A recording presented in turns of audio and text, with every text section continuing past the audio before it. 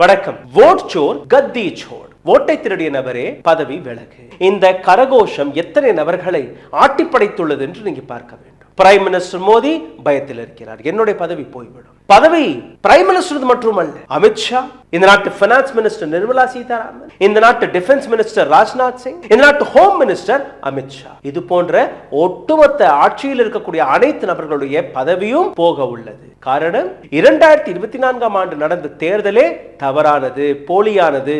இதை உறுதி செய்தது யாரு? நேற்று வெளிவந்த அந்த பிரஸ் மீட்டில் ஞானேஷ் குமார் என்கிற தேர்தல் ஆணையரே அதற்கான ஒப்புதலை கொடுத்து விட்டார். எப்படின்னு நீங்க பார்க்க போறீர்கள். வோட் சோர் கத்தி சோர் என்கிற அந்த கரகோஷம் தேர்தல் ஆணையருக்கு வைக்கப்பட்ட ஆப்பாகவும் பார்க்கப்படுகிறது. அதாவது எந்த நேரத்தில் எந்த நிமிடத்தில் வேணாலும் அவருடைய பதவியும் பறிக்கப்படலாம். காரணம், முதல் இம்பீச்மெண்ட். இந்த நாட்டுக்கு சுதந்திரம் கிடைத்து 79 ஆண்டுகள் ஆகிவிட்டது. முதல் முறையாக ஒரு தேர்தல் ஆணையருக்கு எதிராக இந்த நபர் பதவியில் இருக்க தகுதியற்ற நபர், இந்த நபர் இந்த பதவியில் இருக்கக்கூடாது என்கிற அந்த கோஷம், அந்த குரல் எதிர்க்கட்சி தரப்பிலிருந்து இன்னைக்கு பார்லிமெண்ட் வளாகத்தில் நீங்க கேட்டீர்கள். அதற்கான வீடியோவை நீங்க பார்த்து விட்டீர்கள். எந்த விதமான அகங்காரத்தில் இந்த நாட்டு அரசாங்கம் இருக்கிறது. அந்த அரசாங்கத்துடன் ஹேண்ட்ஸ் அண்ட் கிளவுஸ் ஆக இருக்கக்கூடிய ஒரு நெக்ஸஸ் தேர்தல் ஆணையம் பிஜேபி இந்த நாட்டை எந்த அளவில் ஏமாற்றி வருகிறார்கள் அதை நீங்க பார்த்து வருகிறீர்கள். ஒட்டுமொத்த இந்தியாவில் இருக்கக்கூடிய 140 கோடி மக்கள், அதில் இருக்கக்கூடிய 100 கோடி வாக்காளர்கள் இன்னைக்கு ஏமாற்றப்பட்டுள்ளார்கள் இதே தேர்தல் ஆணையம் வழியாக. ஆனால் எந்த கேள்வி கேட்கப்பட்டதோ அதற்கு பதில் கிடையாது. இந்த நாட்டில் இன்னைக்கும் பல பத்திரிகையாளர்கள் இருக்கிறார்கள், நேர்மையான பத்திரிகையாளர்கள். நேற்று சந்தோஷப்பட்டு கோதி மீடியாவை மட்டும் அழைப்பார்கள் என்று எதிர்பார்த்தேன். ஆனால் பல பத்திரிகையாளர்களை கூப்பிட்டார்கள். அதில் சீனியர் பத்திரிகையாளர்களும் இருந்தார்கள், தைரியமான பத்திரிகையாளர்கள். அதே போன்ற ஒரு பத்திரிகையாளர் தான் பரஞ்சோய் குஹா ठाकुराल. மிக சீனியரான மிகவும் தைரியமான ஒரு பத்திரிகையாளர். இவர் கேட்ட 3 கேள்விகள். Paranjoy Guha Thakur sir, few questions. इतना हड़बड़ी में आपको एसआईआर करने का क्या जरूरत है जब बाहर चल रहे बिहार में बारिश के समय, और समय बहुत लोग कह रहे बहुत कम है. आपको सुप्रीम कोर्ट ने आदेश किया 14 तारीख के दिन, आपको मशीन रीडेबल जो 65 लाख लोग का नाम नहीं है तो आपको देना पड़ेगा. इससे पहले आपने क्यों नहीं दिया? அந்த 3 கேள்விகளில் முதல் கேள்வி, बारिश बाढ़ से प्रभावित बिहार में इतने कम वक्त में क्यों एसआईआर करा रहे हो साहब? बिहारिल மழை புயல் அடித்துக் கொண்டிருக்கிறது, எதற்காக அவசர அவசரமாக இந்த எஸ்ஐஆரை நீங்க நடத்தி வருகிறீர்கள்? முதல் கேள்வி. இரண்டாவது கேள்வி, बिहार से हटाए गए 65 लाख वोटर्स का डेटा आपको सुप्रीम कोर्ट ने मशीन रीडेबल फॉर्म में देने का आदेश दिया, ये आपने पहले ही क्यों नहीं किया? சுப்ரீம் கோர்ட் ஆஃப் இந்தியா 65 லட்சம் நபர்களை யாரை நீங்க நீக்கினீர்களோ அவர்களுடைய மஷின் ரீடபிள் டேட்டாவாக நீங்க அப்லோட் செய்ய வேண்டும் என்ற அந்த உத்தரவுக்கு பின்பு அந்த டேட்டாவை வெளியிட்டிருக்கிறீர்கள். எதற்காக நீங்க இதை முதலில் செய்யவில்லை? மூன்றாவது, महाराष्ट्र में कथित तौर पर पहली बार इतने सारे वोटर्स जोड़े गए जबकि उनकी संख्या 18 साल के होने वाले युवकों से कहीं ज्यादा थी. மகாராஷ்டிராவில் முதல் முறையாக இந்த அளவில் வோட்டர்ஸ்கள் சேர்க்கப்பட்டார்கள், அதுவும் ஃபர்ஸ்ட் டைம் வோட்டர்ஸ். எந்த பாப்புலேஷன் டேட்டா அங்கே இருக்கிறதோ அந்த பாப்புலேஷனையும் தாண்டி இந்த வோட்டர்ஸ்கள் இருந்தார்கள். எப்படி? மிக தெளிவான 3 கேள்விகள். ஞானேஷ் குமார் இந்த கேள்விகளுக்கான பதிலை கொடுக்க முடியாமல் தத்தளித்தார். இது மட்டுமல்ல, எந்த அளவில் இந்த கேவலமான ஒரு பிரஸ் மீட்டாக இருந்தது என்று நீங்க பார்க்க வேண்டும். எலெக்ஷன் கமிஷன் ஆஃப் இந்தியா 80 நிமிடங்கள் வரை தேர்தல் ஆணையர் பேசினார். ஆனால் அந்த 80 நிமிடங்களில் அவரால் ஒற்றை கேள்விக்கான பதிலையும் கொடுக்கவில்லை. அதனால்தான் மிகவும் ஷேம்ஃபுல்லான ஒரு பிரஸ் கான்ஃபரன்ஸ் என்று நான் உங்களுக்கு எடுத்து காட்டுகிறேன். आपकी नाम की स्पेलिंग गलत हो जाए, फोटो गलत हो जाए, एड्रेस गलत हो जाए तो फॉर्मेट होता है. तो ये क्लेम्स एंड ऑब्जेक्शंस का जो पीरियड होता है ये बहुत महत्वपूर्ण होता है और इसमें सभी राजनीतिक दलों की भागीदारी और मतदाताओं की भागीदारी भी आवश्यक होती है. जब ये सारे क्लेम्स एंड ऑब्जेक्शंस आ जाते हैं, 23 வருடமாக பல தேர்தல்களை சந்தித்திருக்கிறேன், பல தேர்தல் ஆணையர்களை நான் பார்த்திருக்கிறேன், அவர்களை ரிப்போர்ட்டிங் செய்திருக்கிறேன், பல எலெக்ஷன்ஸ்களை பார்த்திருக்கிறேன். ஆனால் இந்த விதமான ஒரு கேவலமான பிரஸ் ரிலீஸை, பிரஸ் கான்ஃபரன்ஸை நான் பார்த்ததே கிடையாது. ஒரு கோஇன்சிடென்ஸ் நடந்திருக்கு சார். நேற்று ராகுல் காந்தி, தேஜஸ்வி யாதவ், லாலு பிரசாத் யாதவ், மல்லிகார்ஜுன் கர்கே போன்ற மூத்த தலைவர்கள் பீகாரில் என்னைக்கு ப்ரொடெஸ்ட் நடத்தி வருகிறார்களோ, வோட்டர்ஸ்க்கான அந்த ரேலியை நடத்தி வருகிறார்களோ, அதே நேரத்தில் அதே நாளில் மிஸ்டர் கியானேஸ்வர் குப்தா டெல்லியில் ஒரு பிரஸ் மீட்டை ஆர்கனைஸ் செய்கிறார். இதற்கு முன்னாடி எந்த விதமான பிரஸ் மீட்டும் எந்த விதமான தகவலையும் ஒரு சிறிய போஸ்டை கூட அவர் செய்யவில்லை. ஆனால் இந்த இடத்தில் ஒரு கோஇன்சிடென்ஸ் நடக்கிறது. என்ன? அதே நேரத்தில் நீங்க பார்த்தீர்களா, Sunday Election Commission of India had decided to call for a press conference. சரி, அதே நாள் இன்னொரு கோஇன்சிடென்ஸும் நடக்குது. த ஹிந்துவில் ஒரு ஆர்டிக்கல் வெளிவருகிறது. அந்த ஆர்டிக்கல் என்ன? அவர்கள் எடுத்த சர்வேவில் சுதந்திர இந்தியாவில் முதல் முறையாக இந்த அளவில் தேர்தல் ஆணையத்தின் மீது அவநம்பிக்கை ஏற்பட்டுள்ளது. மக்கள் தேர்தல் ஆணையத்தை நம்புவது கிடையாது. த ஹிந்துவோடைய ரிப்போர்ட் நேற்று தான் அதுவும் வெளிவந்தது. இந்த இடத்தில் ஒரு குவிக் கிளாம்ஸை நான் உங்களுக்கு எடுத்து காட்டுகிறேன், என்னதான் நேற்று நடந்தது என்று. எலெக்ஷன் கமிஷன் ஆஃப் இந்தியா ஒரு பிரஸ் மீட்டை கூப்பிட்டு என்னதான் பேசினார் என்று நீங்க பார்த்தபோது, வெல் அட்லீஸ்ட் திஸ் ஹேப்பன்ட், ஒரு பிரஸ் மீட் நடத்தியது, இது மட்டும் தான், இதை தாண்டி வேறு எதுவுமே கிடையாது. You demanded an affidavit from ராகுல் காந்தி. முதல் கேள்வி, அங்க இருக்கக்கூடிய பத்திரிகையாளர்களுடைய கேள்வியை தான் கம்பைல் செய்து கொண்டு வந்திருக்கிறேன். பத்திரிகையாளர்களுடைய முதல் கேள்வி, நீங்க ராகுல் காந்தியை அஃபிடவிட் கொடுக்க சொல்லுகிறீர்களே, எதற்காக? அனுராக் தாக்கூரிடம் எந்த விதமான அஃபிடவிட்டும் கேட்கவில்லை, பிஜேபியிடம் எந்த அஃபிடவிட்டும் கேட்கவில்லை. பதில் ஜீரோ, எந்த பதிலும் கிடையாது. இரண்டாவது கேள்வி, voters who have certain rights and outsiders who cannot question. இது உங்களுடைய பதிலாக இருந்தது. அங்க இருக்கக்கூடிய வோட்டர்ஸ்கள் தான் அதற்கான கேள்விகளை எழுப்பணும், அதற்கான பதிலும் அவர்களுக்கு தான் கொடுப்போம். அப்போ இதே Gyaneshwar sir, Anurag Thakur was a voter from Wayanad or Raebareli? No, right? அப்போ எப்படி, எந்த தைரியத்தில் அனுராக் தாக்கூர் இந்த கேள்விகளை எழுப்பினார்? அவரிடம் நீங்க எந்த பதிலும் கேட்கவில்லை, எந்த எஃபிடவிட்டும் கேட்கவில்லை. அடுத்த கேள்வி கேட்கப்பட்டது, the election on which Prime Minister Modi mandate rest, was that voter list flawed? எந்த வோட்டர்ஸ் லிஸ்டை வைத்து பிரைம் மினிஸ்டர் மோடி வெற்றி பெற்றிருக்கிறாரோ அந்த வோட்டர்ஸ் லிஸ்ட் சரியானதா என்ற அந்த கேள்வி, அதற்கும் பதில் மிகப்பெரிய ஜீரோ. இதே இடத்தில் இன்னொரு கேள்வி கேட்கப்பட்டது, you conducted a special intensive revision, பீகார்ல நடக்கக்கூடிய அந்த special intensive revision and claimed to believe in nationwide consultation. நாடு முழுவதும் நடக்க போகிறதாக நீங்க கூறியிருக்கிறீர்கள் SIR. ஆனால் இந்த இடத்தில் why didn't you consult political parties on SIR? ஏன் நீங்க மற்ற அரசியல் கட்சிகளை கூப்பிட்டு இந்த SIR-ஐ நாடு முழுவதும் நடக்க போகிறோம், உங்களுடைய ஆலோசனைகள், உங்களுடைய சஜஷன்ஸ் என்ன கேட்டீர்களா? கிடையாது.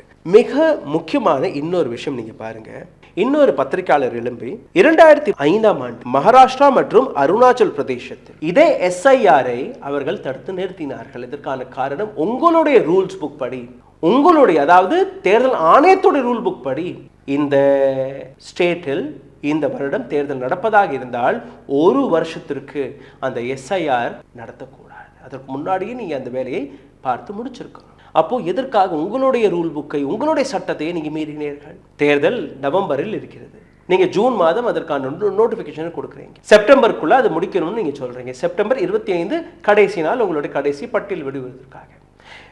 பட்டியல் வெளிவந்து 50 நாட்கள் வரை அதில் தவறு இருந்தாலோ திருத்தத்திற்கோ அல்ல ஒரு நபருக்கு அது சாட்டிஸ்ஃபேக்ஷன் இல்லை, அதற்கான கிளைம் செய்வதற்காக 50 நாட்கள் குறைந்தபட்சம் இருக்கணும். நீங்க என்ன செஞ்சிருக்கீங்க? செப்டம்பர் 25ஆம் தேதி லாஸ்ட் டேட் அண்ட் செப்டம்பர் 31 அன்று இந்த பட்டியல் சீஸ் ஆகிவிடும். மாடல் கோட் ஆஃப் கண்டக்ட் போட்டு விடுவார்கள். அதுக்கப்புறம் நீங்க அப்பீல் செய்ய முடியாது.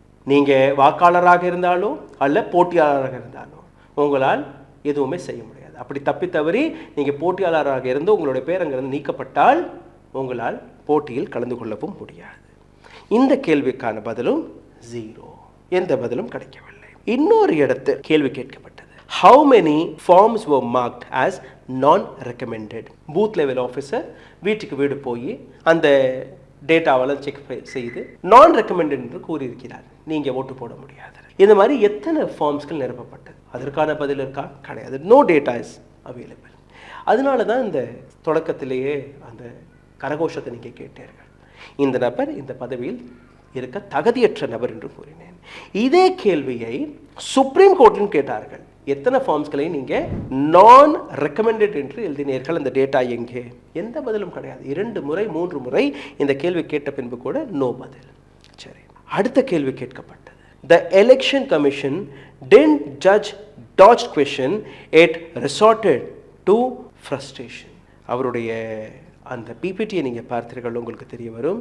இஃப் சம் லீடர், அதாவது பெங்களூரில் ஒரு லீடர் மைக்கு பிடிச்சி ஒரு பிபிடியை காட்டி கேள்விகள் எழுப்பினால், அந்த கேள்விகளில் 1.5 லட்சம் நபர்கள் போலி வாக்காளர்கள் கூறினால் அந்த 1.5 லட்சம் நபர்களுக்கு நாங்கள் நோட்டீஸ் அனுப்பணுமா? இது அவர் கூறிய வார்த்தை. யாரு?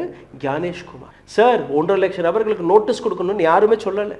அங்கே நடந்த கடுபடிகளை, அங்கே நடந்த தவறுகளை எடுத்து காட்டியிருக்கிறார்கள். இது உங்களுடைய பொறுப்பு. உங்களுடைய பிஎல்ஓ, உங்களுடைய இஆர்ஓ, உங்களுடைய அதிகாரிகளை கூப்பிட்டு அதற்கான நடவடிக்கையை, இன்வெஸ்டிகேஷனை நீங்கள் தான் செய்ய வேண்டும். அடுத்து சிசிடிவி கேமரா. சிசிடிவி கேமராலாம் கொடுக்க முடியாது. சிசிடிவி கேமரா உங்கள் வீட்டு பெண்களை பார்ப்பார்கள், அங்கே வரிசையில் நிற்கிறார்கள் இல்லையா ஓட்டு போடுவதற்கு. அந்த படங்களை எதிர்கட்சியில் இருக்கக்கூடிய நபர்கள் சிசிடிவி கேமராவில் பார்ப்பார்கள். அதற்காகவா சிசிடிவி ஃபுட்டேஜ் கேட்கப்பட்டது? கிடையாது. உங்களுடைய டேட்டா படி ஈவினிங் 5 மணிக்கு மேலே வரிசையாக மக்கள் வந்து லட்சக்கணக்கான நபர்கள் ஓட்டு போட்டதாக நீங்கள் தான் கூறியிருக்கிறீர்கள். இதில் எல்லாருக்கும் சந்தேகம் இருக்குது. சரி, சிசிடிவி ஃபுட்டேஜை காட்டுங்க, அந்த லைனை பார்த்துடுறோம். லைனை பார்த்தோம்னா தெரிஞ்சிடும் இல்லையா எத்தனை பேர் அந்த இடத்துல இருந்தாங்க அத்தனை மணிக்குன்னு. அதுக்காக தான் அந்த சிசிடிவி ஃபுட்டேஜ் சார். உங்கள் வீட்டு பெண்களை பார்ப்பதற்காக யாருமே கேட்கவில்லை, யாருமே அந்த நோக்கத்தில் உங்களிடம் அந்த கேள்வியும் கேட்கவில்லை. ஆனால் இந்த விதமான பதில்கள் கொடுக்கப்படுகிறது. ஞானேஷ்குமாருக்கு இன்னொரு கேள்வி கேட்கப்பட்டது. இந்த டிஜிட்டல் டேட்டாவை நீங்கள் கொடுக்கறது இல்லை. டிஜிட்டல் டேட்டாலாம் கொடுத்தா மிஸ்யூஸ் செய்யப்படும். உங்கள்கிட்ட டேட்டா மட்டும்தான் கேட்கப்பட்டது. இந்த நாட்டில் எத்தனையோ ஐடி ப்ரொஃபஷனல்ஸ் இருக்கிறார்கள். உங்களுடைய வெப்சைட் ஆக்சஸ், உங்களுடைய கம்ப்யூட்டர் ஆக்சஸ் யாருமே கேட்கவில்லை. வெறும் அந்த டேட்டாவை மட்டும்தான் கேட்கிறார்கள். ஆனால் டேட்டாவை எங்களால் கொடுக்க முடியாது என்று நீங்கள் கூறிவிட்டீர்கள். வீட்டுக்கு வீடு போய், கிராமத்திற்கு கிராமம் போய், அஜித் அஞ்சும் போன்ற சீனியர் பத்திரிகையாளர்கள் உங்களுடைய பொய்களை வெளிக்காட்டினார்கள். பிஎல்ஓ ஆஃபீஸர்ஸ் எந்த விதமான வேலையை பார்த்திருக்கிறார்கள்? வீடுகளுக்கே போகாமல் தன்னுடைய வீட்டிலே உட்கார்ந்து கொண்டு அப்ளிகேஷன்ஸ்களை நிரப்பி தானாகவே எத்தனையோ நபர்கள் கூறக்கூடிய விஷயம் அதுதான். எங்க வீட்டுக்கு யாருமே வரல சார், யாருமே கையெழுத்து வாங்கல, ஆதார் கார்டும் கேட்கல, எதுவுமே கேட்கல. ஒரு வீட்டில் 509 நபர்கள் சேர்க்கப்படுகிறார்கள். இன்னொரு வீட்டில், ஒற்றை வீட்டில் 458 நபர்கள், ஒரு வீட்டில் 280 290 அப்படி இருக்கு. இதெல்லாம் என்னவென்று கேட்கும்போது அதற்கு பதில் கிடையாது. என்னுடைய ஒரு நண்பர் சாக்ஷி ஜோஷி ரொம்ப சிறந்த பத்திரிகையாளர். ஃபர்ஸ்ட் டிவியில் இருந்தார், இப்போ என்ன மாதிரி சோஷியல் மீடியாவில் பத்திரிகை துறையில் இருக்கிறார். சாக்ஷி ஜோஷி நேற்று ராகுல் காந்தியுடைய இந்த போராட்டத்தை கவர் செய்ய செல்லும் போது அந்த வீடியோ நான் உங்களுக்கு எடுத்து காட்டுகிறேன். 5 கிலோமீட்டருக்கு முன்னாடியே, அதாவது ராகுல் காந்தியுடைய ரேலியை யாருமே பார்த்து விடக்கூடாது. டு ஃபெயில் ராகுல் Gandhi is this rally, Tejashwi Yadav's rally. What kind of politics are you doing? ஒரு பத்திரிகையாளர், ஒரு பெண் பத்திரிகையாளர் டெல்லியிலிருந்து பீகார் செல்லும் போது 5 கிலோமீட்டர் வரை இவர்கள் நடக்க வைத்திருக்கிறார்கள். இதற்கு மேல கார் போகாதாம். நீங்கள் அந்த வீடியோவை பாருங்க, உங்களுக்கு புரிய வரும். ये गाड़ी क्यों नहीं जाने दे रहे? अरे कवर कैसे करेंगे? आप चाह रहे हैं कि हम कवर ना करें? वहाँ अगर चैनलों की गाड़ी दिख गई ना, फिर तो बड़ी दिक्कत हो जाएगी। आप मीडिया की गाड़ी नहीं जाने देंगे तो कवर कैसे करेंगे? ये गाड़ी क्यों नहीं जाने दे रहे हैं? वो राहुल गांधी आ रहे हैं। हाँ, इसी के लिए तो जाना है, कवरेज करने। இன்னொரு கேள்வி, ஜூன் 15ஆம் தேதியிலிருந்து ஜூலை 15ஆம் தேதி வரைக்கான இந்த டேட்டாவை எடுத்துக்கொள்ளுங்கள். இந்த ஒரு மாதத்தில் ஒரு நபரை கூட ஏன் நீங்க சேர்க்கவில்லை? 65 லட்சம் நபர்கள் நீக்கினீர்கள் இல்லையா? அப்ப எப்படி ஒரு நபர் கூட அங்க சேர்க்கப்படவில்லை? ஒரு புதிய ஓட்டர் கூட அங்க இல்லை? இந்த கேள்விக்கான பதிலும் தேர்தல் ஆணையரிடம் கிடையாது. 22 லட்சம் நபர்களை இறந்ததாக நீங்க கூறியுள்ளீர்கள். 22 லட்சம் நபர்கள் இறந்து விட்டார்கள், ஆனால் ஒற்றை நபர்களோட அங்கே சேர்க்கப்படவில்லை என்பது ஒரு மிகப்பெரிய கேள்வியாக இருந்தது. இந்த கேள்வியும் அங்கே இருக்கக்கூடிய பத்திரிகையாளர்கள் கேட்டார்கள். ஆனால் அதற்கும் பதில் கொடுக்காமல் நழுவி விட்டார் மிஸ்டர் கியாவனேஷ் குமார். இன்னைக்கு after that education in parliament evening பார்த்தீர்கள்னா ஒட்டுமொத்த இந்தியா அலைன்ஸ் இன்னொரு ப்ரெஸ் மீட்டை வைத்தார்கள். இந்த ப்ரெஸ் மீட்டில் மஹுவா மொய்த்ரா மிக முக்கியமான கேள்விகளை எழுப்பியுள்ளார். அவரோட வீடியோ நீங்கள் பார்த்து வருகிறீர்கள். ஒரு சுருக்க வீடியோத்தை நான் உங்களுக்கு எடுத்து காட்டுவேன். ஆனால் அந்த வீடியோவில் அந்த ப்ரெஸ் மீட்டில் என்னெல்லாம் பேசினார் என்று அதையும் நான் உங்களுக்கு எடுத்து காட்டுகிறேன். முதலில் மஹுவா மொய்த்ராவுடைய இந்த வீடியோவை சுருக்கமாக பார்த்து விடுங்கள். Are you asking us to authenticate your own documents by an affidavit? These are your documents that have flaws by your own admission. You yourself said that 22 lakh people were there and they were not put on record, so that is a flaw. Can you, Mr. Chief Election Commissioner, put on affidavit that this list of 65 lakh deletions are correct? If this list is correct, then you cannot put on affidavit that the list with the 22 lakh deaths which are not put on record, all previous lists are incorrect. Either it is one or it is the other. You are asking us to authenticate your documents while you are publicly saying that they are wrong from previous years.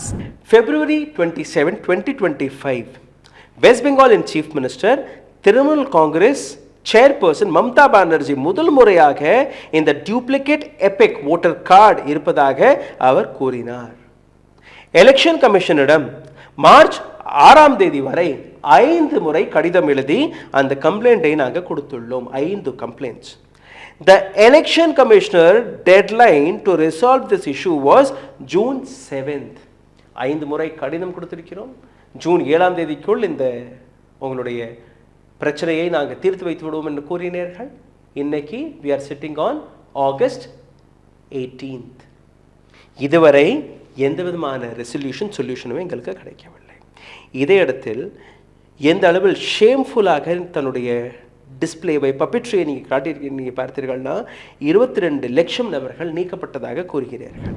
இதே வருடம் ஜனவரி 2025ஆம் ஆண்டு special summary revision SSR என்று நடத்தினீர்கள். SIR தான் அங்கே SSRங்கிற பேரில். இதில் June மாதம் வரை கரெக்ஷன்ஸ்கள் நடந்துட்டு இருந்துச்சு. இப்போ நீங்கள் என்ன சொல்கிறீங்கன்னா இந்த SIR முக்கியம், அந்த XIR தேவையில்லை. அப்போ 2024 தேர்தலும் போது நீங்கள் கொடுத்த அந்த பட்டியல் தவறானதா? அப்படி நீங்கள் கொடுத்த அந்த பட்டியல் தவறானது, அதனால தான் நீங்கள் SIR-ஐ மறுபடியும் செய்து வருகிறேன்னு நீங்கள் சொன்னீர்கள்னா எதற்காக அந்த லோக்சபா எலெக்ஷனுக்கான ரிசல்ட்டை ரத்து செய்யக்கூடாது? எதற்காக பிரைம் மினிஸ்டர் மோடியை பதவி விலக்க சொல்லக்கூடாது? தொடக்கத்தில் கூறினார் இல்லையா, பிரைம் மினிஸ்டர் மோடிக்கும் பயம், தேர்தல் ஆணையத்திற்கும் பயம். 2 பேருமே தன்னுடைய பதவியை எப்படியாவது காப்பாற்றிக் கொள்ளலாம் என்கிற அந்த ஆசையில் இருக்கிறார்கள். ஆனால் மக்களும் விழித்துக் கொண்டார்கள், எதிர்க்கட்சிகளும் விழித்துக் கொண்டது. இந்த கேள்விக்கான பதில் இதுவரை கிடைக்கவில்லை. எந்த அளவில் தேர்தல் ஆணையர் அல்ல இந்த நாட்டில் இருக்கக்கூடிய பிரைம் மினிஸ்டர் இந்த நாட்டு மக்களை ஏமாற்றி வந்திருக்கிறார்கள், ஜோக்கராக்கி வைத்திருக்கிறார்கள் என்று நீங்கள் பார்த்து வருகிறீர்கள், புரிந்து கொள்கிறீர்கள். ராகுல் காந்தியோடைய இந்த ரேலியாக இருக்கட்டும் அல்ல எதிர்க்கட்சிகளுடைய இந்த போராட்டங்களாக இருக்கட்டும், அது முக்கியம் கிடையாது. இந்த நாட்டில் நீங்கள் பணக்காரர்கள் அல்ல கோடீஸ்வரர்கள் அல்ல மகாராஜாவாக இருந்தால் கூட, ஏழை அல்ல அடித்தட்டில் இருக்கக்கூடிய ஏழையாக இருந்தால் கூட, உங்கள் அனைவருக்குமே கிடைக்கக்கூடிய ஒற்றை சம அதிகாரம், சம உரிமை, 1 person 1 vote, ஒரு நபருக்கு ஒரு ஓட்டுரிமை, அது உங்களிடமிருந்து பறிக்கப்படுகிறது. பறிக்கப்படும் போது இந்த நாட்டு ஜனநாயகத்தை, இந்த நாட்டு கான்ஸ்டிடியூஷனை அழிக்கக்கூடிய முயற்சியை யாரெல்லாம் எடுக்கிறார்களோ அவர்கள் பதவியில் இருக்கணுமா இருக்கக்கூடாதா? அது பிரைம் மினிஸ்டராக இருக்கட்டும், யூனியன் மினிஸ்டர்களாக இருக்கட்டும் அல்ல இது போன்ற தேர்தல் ஆணையர்களாக இருக்கட்டும் அல்ல சுப்ரீம் கோர்ட்டின் நீதிபதியாகவே இருக்கட்டும், மக்களுக்கு எதிராக செயல்படக்கூடிய இது போன்ற நபர்கள் அரசாங்கத்தை நடத்தணுமா? சிந்தித்து பாருங்கள். நன்றி, வணக்கம்.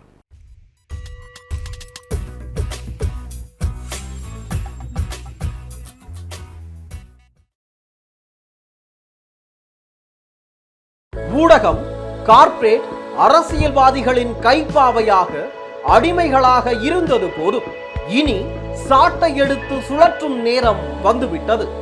ஊடகம் பொதுமக்களாகிய உங்களுக்காக, உங்களாலேயே இயக்கப்பட வேண்டும்.